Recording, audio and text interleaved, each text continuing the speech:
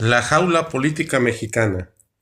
Amigos y amigas de la trinchera política, como ya hemos comentado en varios de nuestros videos acerca de la situación por la cual ha pasado nuestro México durante lo que es su etapa histórica, desde la misma consumación de la independencia hasta nuestras fechas, pero más, sin embargo, enfocándonos, como hemos comentado, en los últimos 100 años, desde la Revolución Mexicana hasta nuestros días.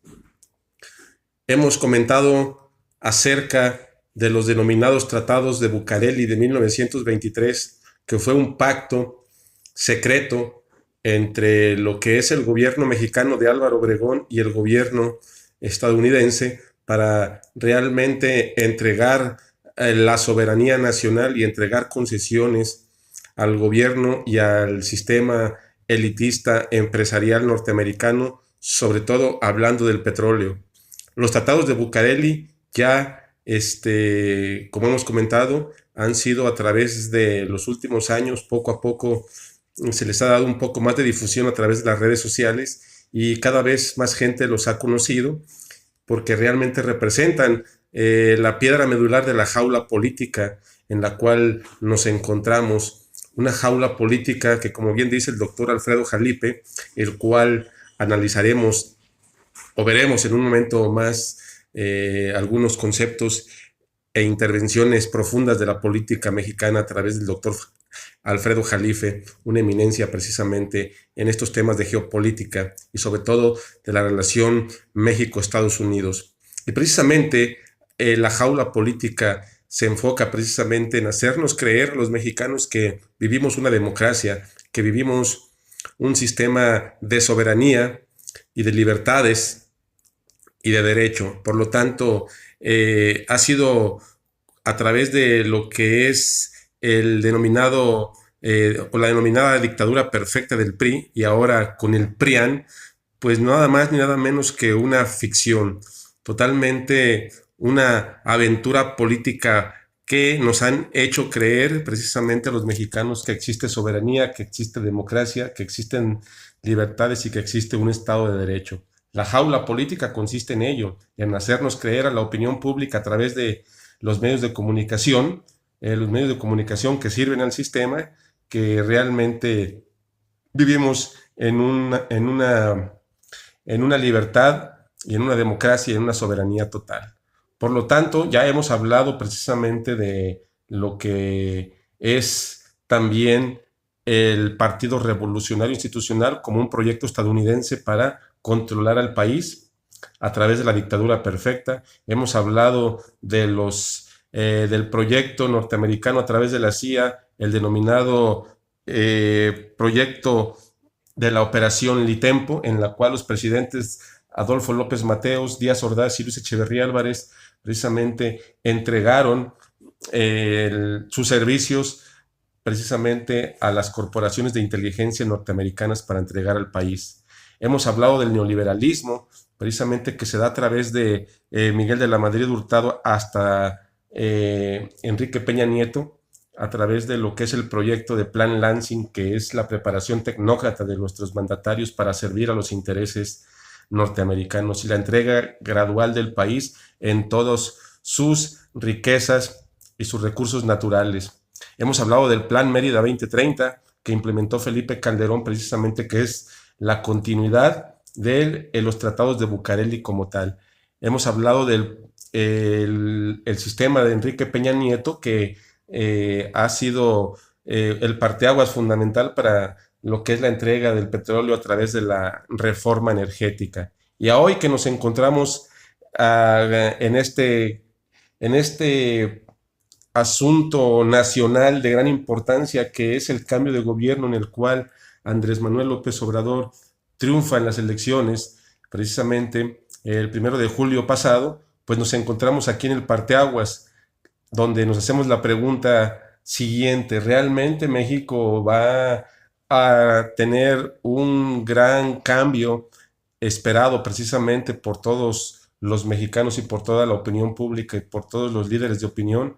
He aquí la gran incógnita, debido a que, como menciona el doctor Jalife y otras personas más estudiosas en el tema, Consideramos de igual manera que a Andrés Manuel López Obrador se le va a dejar participar de una manera muy controlada en varios ámbitos de la política nacional, pero en algunos otros creo y creemos fielmente de que el gobierno norteamericano ya le leyó la cartilla a Andrés Manuel López Obrador para que no toque ciertos puntos precisamente importantísimos para el proyecto de la élite internacional norteamericana. Nosotros lo denominamos el sionismo, y es uno de los grandes puntos que no van a dejar hasta el momento a tocar a Andrés Manuel López Obrador es precisamente la reforma energética, la cual, como podemos darnos cuenta a través de lo que es las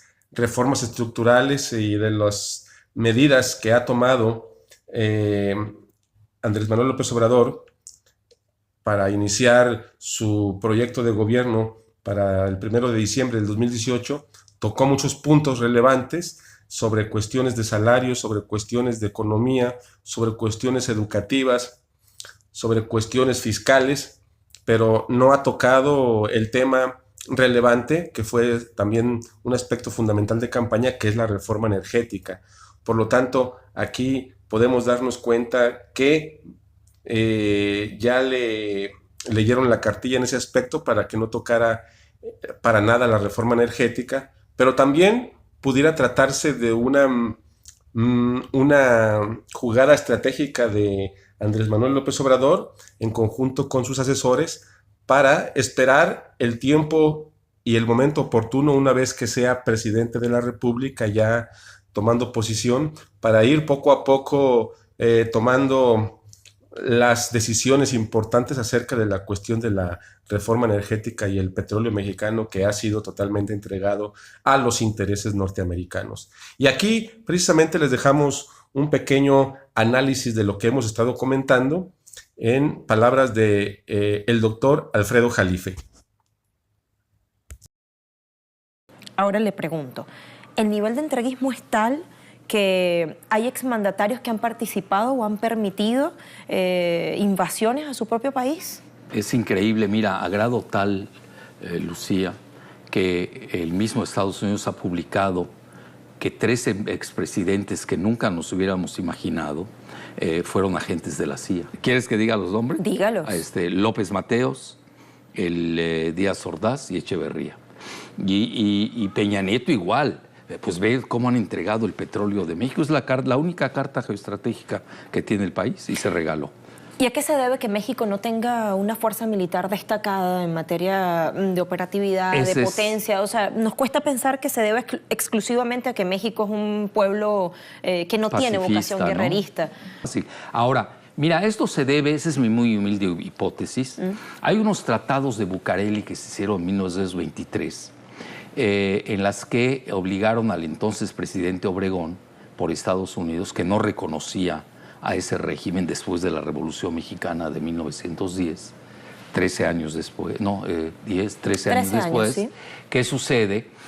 Se firman los tratados de Bucareli, que supuestamente son secretos, todavía no se han divulgado. ¿Ve cuántos años ya pasaron? No se conoce esa información. No se conoce. Bueno, todos tenemos una copia, pero no lo puedo decir en voz alta porque mañana me meten demandas tanto Estados Unidos como el ejército mexicano. Todos tenemos, por alguna razón tenemos, yo tengo una copia, ¿no? Okay. Pero no lo escuchaste y no lo escucharon los televidentes. En esos acuerdos de Bucareli se le prohíbe a México desde 1923, ya casi 100 años, porque estás hablando, sí, estamos en 18, sí, faltan 5 para que sea el 20, y no lo van a publicar, se va a prolongar. Mira, es muy fácil, hay 2 hilos conductores. Uno es el petróleo. Hay que indemnizar a los estadounidenses por la revolución y lo que les quitaron de su propiedad del petróleo. Entonces, ahí lleva a la entrega del petróleo. Ese es un hilo con el segundo. Obligan al ejército mexicano, o le prohíben, mejor dicho, al ejército mexicano no tener cierto tipo de armas en la frontera. No tener otro tipo de armas como son una gran aviación. A lo que voy, ¿qué dice Zbigniew Brzezinski? No queremos un Japón en la frontera. Sí. Entonces ahí hay problemas porque a México no le permiten crecer con investigación y desarrollo. Claro. ¿Cómo puede ser que Sudcorea, que no tiene recursos... ¿Y podría tornarse el panorama diferente a partir de la victoria de este candidato nacionalista, antineoliberalismo, Andrés Manuel López Obrador? Keynesiano. Keynesiano, para seguir describiendo y no entrar en esa dicotomía, como usted decía, caduca de izquierdas o de derechas. O sea, ¿podría cambiar el escenario? Es muy difícil. Mira, te lo digo lamentablemente, la geopolítica es destino. Porque obtuvo el beneplácito de Estados Unidos. Bueno, si no digamos beneplácito, reconocimiento, incluso aceptación. Ya le habló, duraron media hora por teléfono. Sí. Andrés Manuel no habla inglés. ¿Hay alguna alerta que deba encenderse? No.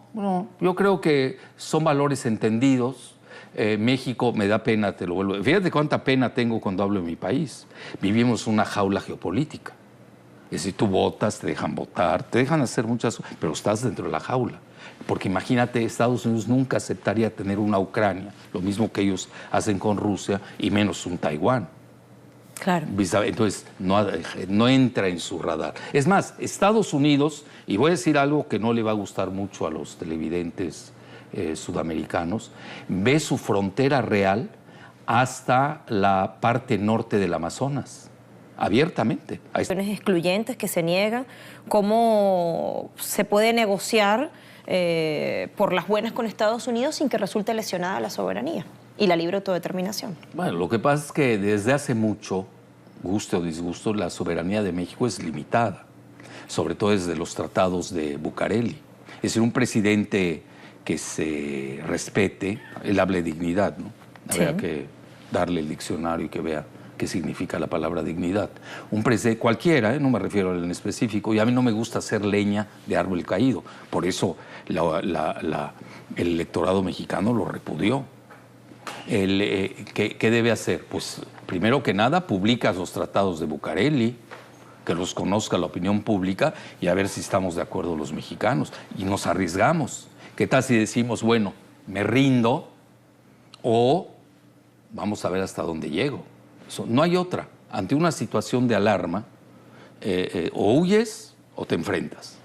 Aquí hemos huido, esa es la realidad. Obviamente no tenemos capacidad para enfrentarnos. Por eso es un gran dilema el de México y por eso yo insisto mucho en los jóvenes, que es el futuro, y en la cultura de México. Tenemos grandes civilizaciones. Si tú te das cuenta, Andrés Manuel por lo menos toma en cuenta la cultura de las civilizaciones de México, que ningún candidato lo tomó. Y ahí es donde nosotros sí en el largo plazo le vamos a ganar la batalla a Estados Unidos. En el corto plazo no podemos, sí, pero ¿qué hay que hacer?